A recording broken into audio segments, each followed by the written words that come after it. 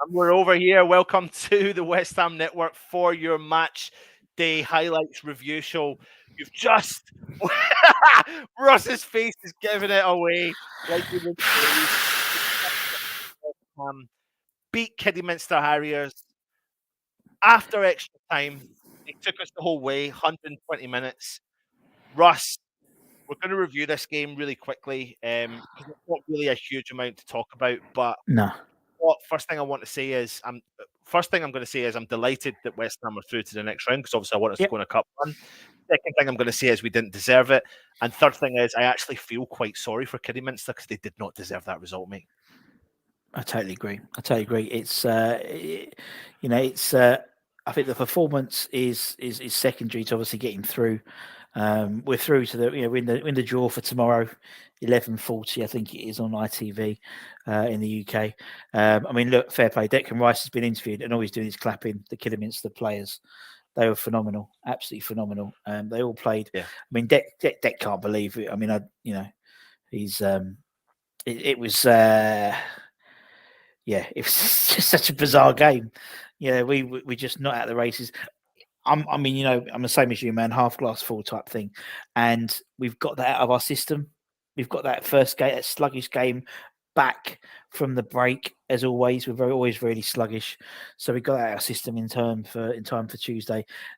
Yeah, I think now is we wait on, see what happens with Zuma. That's the only thing I'm worried about. Yeah, absolutely. We'll dissect the game a little bit. This was the starting lineup.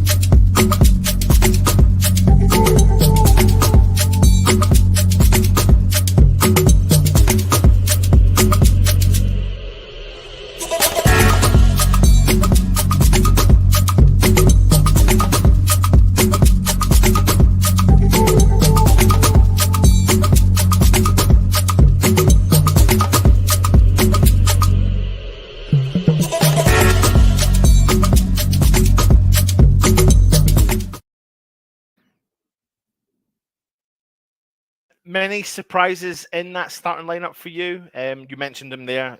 Zuma, of course, made us a start today, and I think that was probably going to be. Was it the big risk? Was it too much of a risk from Moyes to play him? And have we got it through unscathed? We could have. We may have got lucky with it.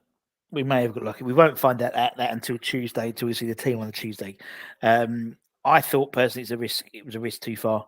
And he's come back. I agree with what you said in terms of needing game time. And actually, if Kidderminster hadn't played the way that Kidderminster had played, we could have been, in another game. If this was, I assume, if this was at London Stadium, we could easily, the crowd on our backs, so on the players' backs, we may have had a different result, and Zoom would have got a 45-minute run out, and that was it. Do you know what I mean? So, but that hadn't happened, and I mean, I don't think. I mean, to me, I don't think we didn't play very well, and Kidderminster played out of their skins. So it was a combination of both. We were below par, and Kidderminster were probably above their station. And in the first half, then. Russ, we didn't look like the Premier League side. Now, we had a lot of possession, but we never had many real strong chances. And it really was all about Kidderminster. And in actual fact, they were causing us quite a lot of problems in the first half, chance after chance. But we were kept at bay by one man, really, in their defence. And this is the man here, Preston. I mean, what a player they have on their hands there. And he's only on loan for a couple of months as it stands. But I mean, after that, there are going to be many clubs kicking about, sniffing around a player of his quality. Exactly. Really, I mean, the first half he was outstanding. Well, the whole game he was outstanding, really, and kept our forward players at bay, and looks a player who would definitely playing above his playing he could play above his station, so to speak. He could be playing in a few leagues up, that's for sure. I thought, but I think they all played well. I think the forward played well. The number 9, he bossed Diop the whole of the first half, so much so that he got whipped off at half time. Well, that's the thing, though. When come half time, 2 players that really didn't perform in the first half. There was most of the team didn't perform in the first half, but 2 particular players that have been kind of like a topic of conversation to many West Ham fans: Diop and Alex Kroll. I mean, very brief thoughts on both those players, and obviously we know they were whipped off, and 2 players came on instead of them. But what was your actual thoughts on them? For me, I thought Diop was bereft of confidence. He looks like totally shot. Player was totally shot, and to be honest, their number 9 was pretty much bossing him, and he was probably about 1.5 foot smaller than him, and was bossing him. Alex Kroll, to be honest, it was the wrong game to bring him in. It was the wrong game to bring him. This is the type of game where you need old school footballers, proper like warriors. It's not tippy tappy. It was the tippy tappy pitch. You're playing a National League side, and so for me, it was the best idea to bring on Dawson, bring on Declan Rice, because these guys are understand the English game, so to speak, in terms of what it is about an FA Cup. And but yeah, Kroll. I mean, I'd have preferred to see Kroll playing on Tuesday, for example. Sort of that's his league. This was. I felt sorry for him because we've been wondering where he is, why he hasn't been playing. We've played him and he hasn't played well, so the chances are he ain't going to be playing again. Yeah, basically, he had a chance and he hasn't done it. Yeah, it wasn't the greatest of performances from North or Diop, but then what we did see was Dawson, our 2 million signing from Watford, and Declan Rice come on, and what a change in second half from from the ability to just drive forward, mate, from Declan Rice, isn't it? One man, one captain, one team, all that sort of stuff. Yeah. Chalk and cheese, man, and it's exactly what you wanted, because that midfield in the first half, there was no drive. It was very much just going all the way across the left-hand side, then going away to the right-hand side. No one really took emphasis and put the foot and went for it. And that's what Declan Rice, particularly in the last half dozen games, has been doing for West Ham. It's almost like he's been, as we said in the chat, he's Scott Parker-esque, just literally taking it on himself, and just leading. When there's nothing on, he'll run forward with the ball and try and that's infectious. And when he starts doing it, other players start doing it. And so in the similar way to Fornals, he has a sense of energy, which is really important. And I mean, one of my, I was thinking one side would have been just played off our first team, play our first team from the start, and then you got 5 subs, whip them all off. We did it the other way around. We didn't play with our first team, and then we had to bring them all on and give them another hour, which we didn't really want to give our players, to be honest. Yeah, absolutely. Let's talk about the goals then. Penny got the goal for Kidderminster in the 19th minute. Now, big mix-up in the defence. Yeah. Areola, not really commanding, mate. He came out, he mishit it. Diop never done anything wrong, headed the ball, hit the deflection off the West Ham player, found its way into the path of the Kidderminster player. But, of course, the goalie wasn't there because he came out and missed it completely. What was your thoughts on Areola today? Nervy. I think we assume, I'm not defending, because I'm a Fabianski fan, I'll be honest, and I'm not defending Areola as because I like Fabianski as a keeper, but for me, Areola, it's people say, oh, you should be, because you're playing Kidderminster, you're playing a National League side, but it's not just the side. You're playing with a crowd which are literally on you so close. That's real tight ground. And there's no one, he hasn't played games where they've had a really, really tight ground like that. And so and then as soon as that first one, he flapped at it and it went in, there was 2 or 3 other times in the first half where he just wasn't commanding. And we said it in the chat. We said it in the watch along. He doesn't seem to be shouting, because you look at on the replays, his mouth's not open. Yeah, it really is. He seemed really weird, really quiet. And I mean, here's a clear picture of an example of, obviously, and I don't like slagging off individual players, but it does concern me is the fact that we're saying here about having a commanding performance and a commanding keeper. But as much as I really like Areola and I think he's a fantastic goalkeeper, I don't know why he's not shouting and screaming at the top of his voice. And controlling that defence as well. You know, Zuma's completely look at 3 Kidderminster players on Areola and Dawson, 3-2. I mean, you need to have more players on there. And the guy at the back post there, Fredericks, is on the line. I mean, that's a ridiculous position to be in. But I was concerned. That was a big concern for me. Was Areola's kind of positioning and his dominance in the box? It wasn't fantastic. But also, it's like because we've spoken about the French triangle, and in theory, if they sign Areola in the summer with Zuma, obviously there, and potentially with Diop, or a third man coming in, that's the triangle that people wanting to see us, have for several years to come. And if the goalkeeper's not talking now, when he's been playing for he's 27, 26, 27, why isn't he commanding his box? I don't understand. But I mean, Fabianski's not much of a shouter as well, to be honest. But it just seemed like it's the type of game. To be perfectly frank, no disrespect to Areola, but if we were playing at London Stadium, I would have picked Areola. Kidderminster, I may have even put Randolph in. Do you know what I mean? Just because he understands the English, that sort of lower league football a little bit more. So, but hey, look, we're through, aren't we? We're through, and that's what matters. And Cess gets a little cameo on the again, like he always does. He does, but I mean, you've got to give. I mean, we were literally a minute away, mate, from being beat, and it came down to it would have been an embarrassing defeat. But it came down to this man alone. What a fantastic goal from Declan Rice. Drove forward, skipped by a couple of players, smashed the ball into the back of the net to make it 1 each with literally 20 seconds to go, 30 seconds to go, was it? Yeah. Ridiculous. And then that takes the game into extra time, and we're sitting there and we're getting nervy and we're thinking, God, these players, it's the last thing these players need is extra 30 minutes. We've used all our substitutes. Talk to me about Yarmolenko. Again, it's just like unless we were talking about him in the chat, I didn't think we knew he was playing much, to be honest. I mean, again, he's like, and again, someone like him, you're thinking, why is he being picked rather than someone like an Okaflex? In these games, all for squad rotation, all for playing, the senior squads and stuff. But sometimes, and we could need, and I think that's the trouble with Alex Kral, because there's been times where arguably he should have been playing and we haven't played him. And then we assume he's going to come into a side and just be 100%.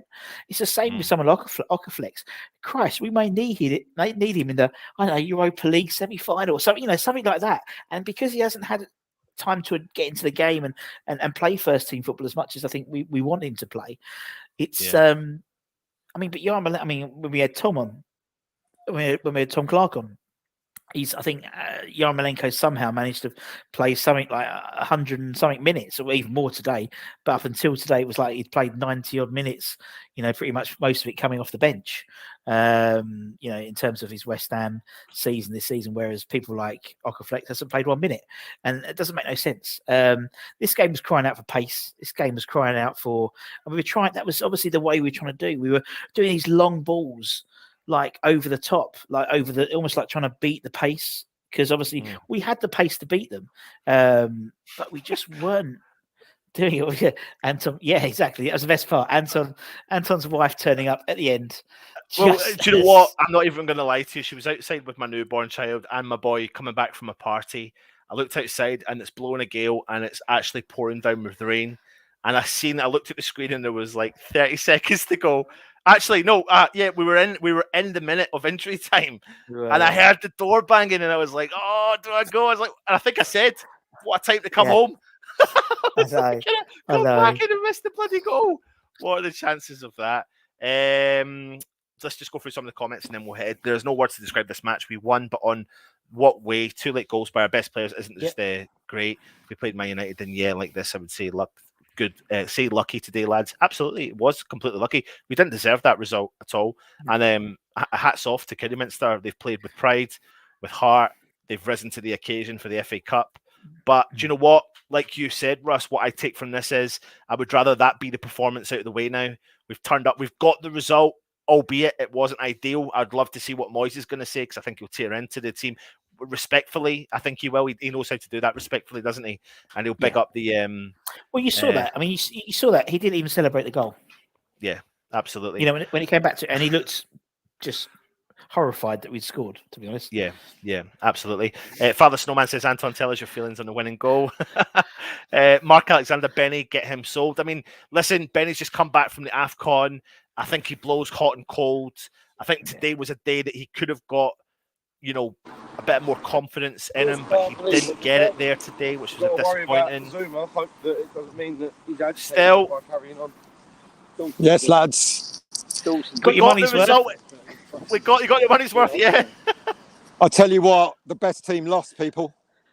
Agreed. You know, simple as that. Yeah. The best 100%. team lost because we were poor. The fact that we had to put on our first team to get past Kidderminster is an embarrassment. And it looks like we've lost Zuma as well because he was struggling. His knee's gone. Apparently Declan was pointing to his knee, calling the what you call it, the physios on. We were lucky. We were extremely lucky. I'll tell you what, there's a couple of Kidderminster players I wouldn't mind signing up. Some of their defenders. Everyone, Preston, mate. Preston had a fantastic performance today, man of the match. Excellent. By a million miles of the day. But listen, still, no one's in disagreement with you at all. Everyone's in agreement with you. I mean, I said to Russ during the game, you know, in the second half, we had pretty much our first team 11 pretty much out on the park. So it's easy for fans to quickly turn to the transfer window and go, oh, well, you should have strengthened. But in actual fact, the second half and most of the extra time was played out by our first team. The problem is, though, the problem with that is we know who our first 11 is. We now really do not have any backup. So it goes back to the same old issue of if we get an injury, if someone's not on form, if someone's not delivering, who are you going to bring off the bench? You know, the only players that were missing today were Lanzini and Antonio. Otherwise, every other player, as you said, was either on the subs bench or played. So who the hell are we going to have on if we get injuries? It's the back. Well, you know, I said to you the other day, Anton, you know, I almost don't mind us not having, strengthening at the back, at the front, almost. But it's the back that I'm concerned about. And if Zuma's out again, Diop it's obvious that Diop was going to get subbed. He was marginally worse than Yarmolenko. And Yarmolenko ended up playing the whole bloody game. The thing is, though, you know, it was an opportunity we're talking about Vlasic, we're talking about Yarmolenko, we're talking about Alex Kroll, we're talking about Issa Diop. I said to Russ during the first half, I said, Kroll just does not command that midfield. Russ, you made a valid point. You said it's not the right game for Kroll to come in and showcase his style of play. You know, playing at Kidderminster, the 6th division of the English League in the FA Cup. It's probably not the best game for someone like Alex Kroll to come in, but he didn't command that midfield area at all. And it was the right decision to make a substitution at that point. Diop looked shaky. The number 9 from Kidderminster caused him problems all game. And as you said, still, there's a lot of players of the Kidderminster team that you wouldn't shy away from and think, you've got something about you, you know? And listen, it's the romance of the FA. It's the romance of the FA Cup. You know, someone had said earlier on, it's like a knockout. It's like a knockout, you know, boxing match. Anyone could throw a big knockout punch at one point, and they did. And they took the game to West Ham, and fair play to them. You're absolutely right. But I think that, you know, as much as I, you know, think that Moyes finally did the right thing to see if some of our backup players were any good, I understand what Russ is saying about this ain't a Kroll game, but what the fuck is then? You know, what game is going to be a Kroll game? Yeah. You know, because Kroll's an international. No, but West Ham are massive. That's what it is. Yeah, they're massive. There you go. We're massive, and we just about get past Kidderminster. Yeah. But you need a bit of luck to win the cup. You need a bit of luck to win. We had a lot of luck today because this could be our luck. Exactly. Well, yeah. I mean, I get what you're saying though, Russ, about Kral and this maybe. may not be the right game for him, but it's the same way still. It's like I was saying that how can you if you haven't played someone pretty much throughout the season and then expect them to just start and just be brilliant in it, and that's the trouble with our youth. Same with under 23s as well. I mean, there's going to be some point where we're going to need Okaflex, and he hasn't played, and it's like, well, you know what I mean? This game is crying out for that. Yeah. Yeah. What are we doing? Are we catching the train? He's having a conversation with himself. Sorry. Yeah, we done. Yeah, but at the same time, then, Yarmolenko was poor, Diop was poor. Why not? Yeah. Why not see how good or bad Okaflex and Alese might be? Exactly. What have you got to lose? What have you got to lose?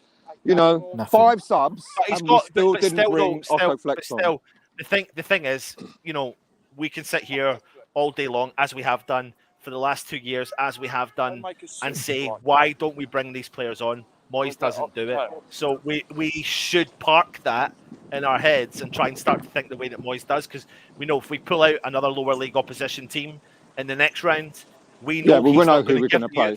We know who's going to come out and play. He's relying heavily, and he is. It's a big gamble, but he's relying heavily on 14 or 15 players. And that's the bottom line. He's relying only on those players, and if any of them get injured, then people are going to be looking at the transfer window and going, why didn't we do anything in that window?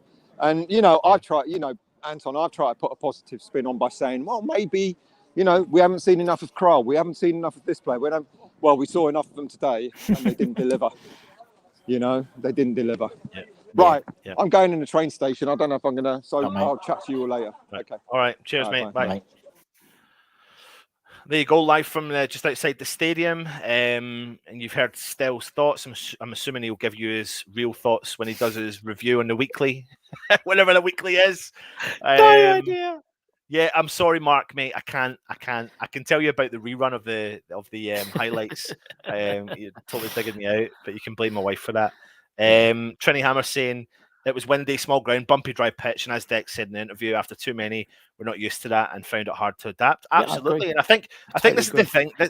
This is where some fans will implode, and you can understand why they do. Totally. But there was always looking for an excuse to implode as well. But for me, I'm not happy with how we performed, but we are through to the next round. Russ, I do believe in what you say. Sometimes you need a bit of luck.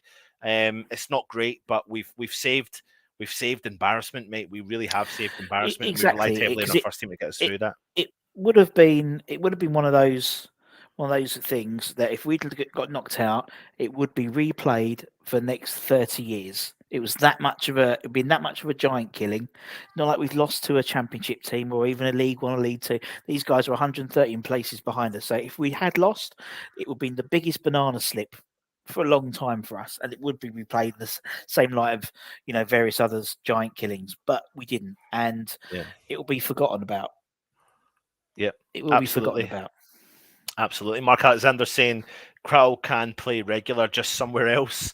Artel saying Kral needs to be played regularly. Malden Hammer, I know it didn't look like it, but if you look at all the stats, we were better in every part of the game. Yeah. Well, I'll bring you some of the stats of the game. Kidderminster had 14 shots to West Ham's 20. They had 4 shots on target to West Ham's 4. They had 27% possession to West Ham's 73% possession. They had 270 passes to West Ham's 707. They had 59% pass accuracy to West Ham's 80% pass accuracy. But it was what they did with the ball and how they kept West Ham at bay. And for me, I've got to give plaudits to them, and rightly so. When Declan Rice is standing there clapping and Moyes is clapping, the opposition at the end of the day, players like Preston stepped up to the plate today and lived the magic of the FA Cup. Really, didn't they? They really lived and breathed the magic of the World Cup, the FA Cup, and that's what it's about. But I don't know what's going to happen here with Zuma now. We wait in anticipation of news if he is going to be. I mean, he came back on. He looked a bit sluggish. We haven't got long. That's the thing. I say we haven't got long to find out. So it's not like we're playing on Tuesday. So we'll find out. You know, it's not like he's someone who would be swapped in and swapped out. If he's fit, he plays. He's like Antonio, and so if he's not fit, if he doesn't play, then he has got an injury, and you know, and that's on Moyes'. It was on Moyes' head to do it. You know, so.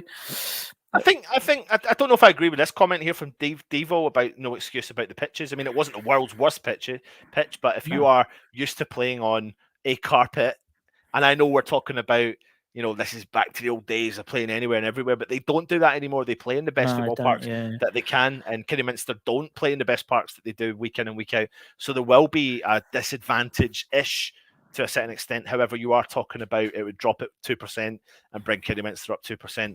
So there's no here. But this is a good comment here from James Farmer. Passion, Kidderminster 100%, West Ham 18%. I think you could feel the passion, mate. You could feel the passion for Kidderminster today. And it was probably Kidderminster's passion that took them to that level, really. And it was pumped them up, and it wasn't West Ham's passion that won the game. It was West Ham's quality in the end, in the final third, at the last minute of both of the ends of the game that won us the game. Really, it was just that little bit of well, let's be brutally honest, mate, it was Declan Rice, really, wasn't it? Yeah, it's pretty much just Declan Rice coming on and us playing our first team. Funny that you play your first team, and we looked a different side. We did, and as we said as well, we got through. You know, at the end of the day, we are in the draw for the next round, and we've got that. Hopefully, got that shit performance out of us in time for Tuesday. Absolutely, mate. Because that's the key. That's the key thing now. Yep, it definitely is. Now, listen, that's going to bring it into our review show. It's short and sweet. We've had people live from the stadium, which has been really cool. Hope you've enjoyed myself and Russ for your afternoon. We've had a laugh. We've been talking about home improvement show. We've been talking about a food review show. We've been talking about football commentary. We've West Ham through to the next round. Maybe later on, you never know. Keep an eye on the channel. I'll maybe speak to the lads and see if anyone's up for a player ratings, or maybe not. Maybe a good chance for them to get stuff off their chest. Maybe not. If not, you can join us tomorrow for the watch along of the live draw. We'll bring you a live draw for the FA Cup draw tomorrow, which should be about 11:30, 11:45 tomorrow morning. And then if Stell decides to do his weekly on a Sunday, keep an eye on that as well, and we'll keep you up to date. Then we'll have the preview on Monday. And then we fall into the routine again of games. And we won't be a match day live unless someone else does it, because I'll be at the game on Tuesday as well. So there we go. Anyway, we're through to the next round. That's the positive. Let's take a positive from it. Russ, anything you want to say, mate? Come on, you Irons. Come on, you Irons. And as we always do, and as DJ Russie B does as well, we'd like to thank all the members for joining us. If you are interested, click the join button. And if you are new around here, please go and subscribe to the channel. And thank you to all the members. Take it easy. Through to the next round. Come on, you Irons.